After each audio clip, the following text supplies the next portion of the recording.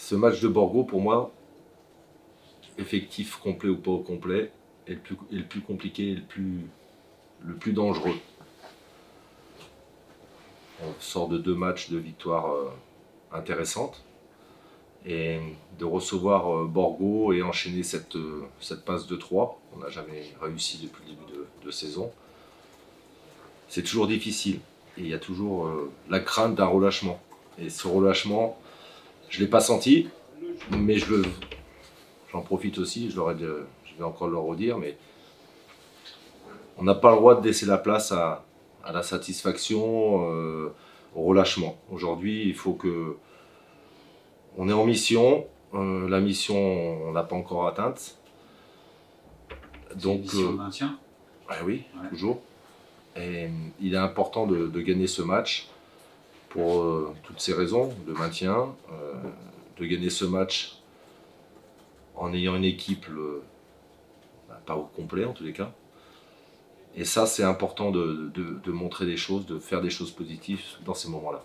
Qu'est-ce que vous attendez des nouveaux joueurs qui vont intégrer évidemment l'équipe première? Est-ce que vous dites, justement, comme on dit souvent, ça va être justement à eux de briller, et puis vous allez les voir, vous, en condition de match dans le championnat national? Oui, ça c'est la satisfaction en fait de pouvoir s'appuyer sur nos jeunes, sur des jeunes du centre de formation qui travaillent, et s'ils sont là aujourd'hui, c'est que le travail se fait correctement, même bien. Donc aujourd'hui, je suis très content en tous les cas de pouvoir d'amener des joueurs avec nous, des jeunes.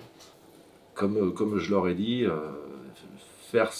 faut faire ce que vous savez faire, tout simplement, et puis les choses se passeront bien. L'état d'esprit, ça c'est sûr qu'ils seront là, et surtout arriver à ce qui est plus compliqué pour un jeune joueur qui débute, c'est d'arriver à allier relâchement, entre guillemets. Quand je parle de relâchement, c'est de ne pas se mettre la pression, il ne faut surtout pas se mettre de pression, et je pense qu'ils sont bien dans leur tête. Donc moi je suis tout à fait content en tous les cas et confiant avec ces jeunes joueurs. Il y en a au moins 50%, peut-être 2-3 qui vont être peut-être titulaires.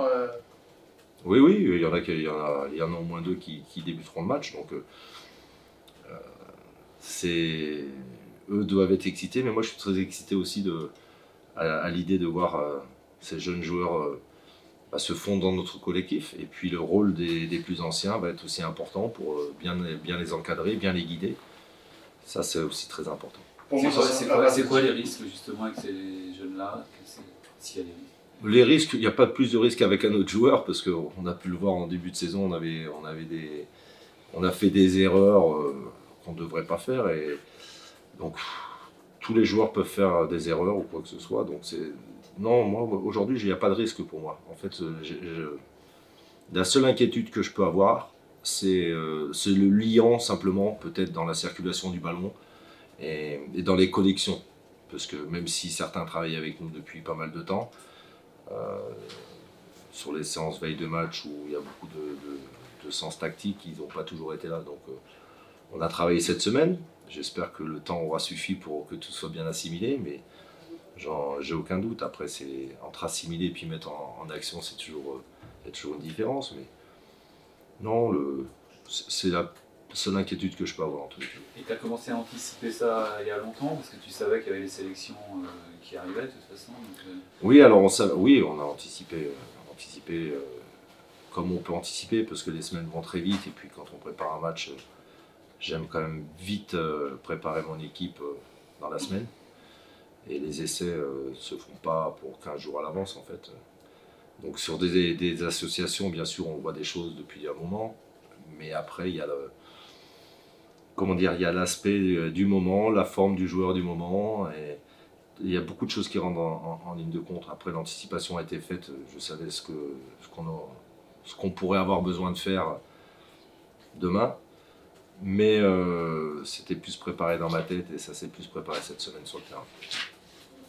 Est-ce qu'on parle toujours de tournant, surtout ces derniers temps, Concarneau si on gagne, Nancy si on gagne, est-ce que là c'est pas un tournant qui est encore un petit peu plus décisif, dans la mesure où s'il y a victoire, vous allez pouvoir regarder vers le haut, ou peut-être assurer par la suite un maintien confortable pour voir mieux ensuite? Ce match-là, ça serait la 3e victoire de suite. Est-ce qu'il peut se passer quelque chose en cas de victoire?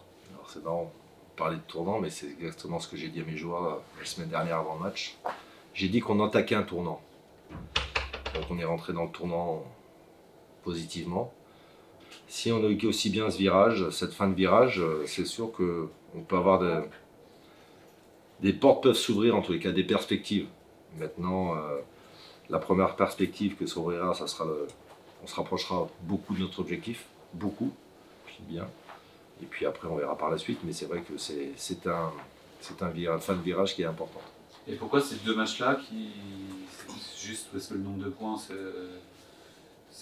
devenait pas loin du compte, quoi. C'est 42-43 qu'il faut atteindre à peu près. Oui, c'est à peu près. Après, c'est ce qu'on a estimé. Après, tout va dépendre aussi du rythme des équipes qui suivent derrière. Sûr, ouais. Mais c'est vrai que l'estimation était à ce niveau-là. Pourquoi ces deux matchs? Parce qu'on avait fait un gros match contre Concarneau. Et si dans ma vision, d'enchaîner deux belles prestations derrière, quand je parle de prestations, c'est en prenant des points, il pouvait se passer des choses par rapport à la fin du championnat, aux équipes qui sont derrière nous au championnat, et puis peut-être aussi après par la suite pour regarder devant. Aujourd'hui, on a toujours un œil derrière, même les deux.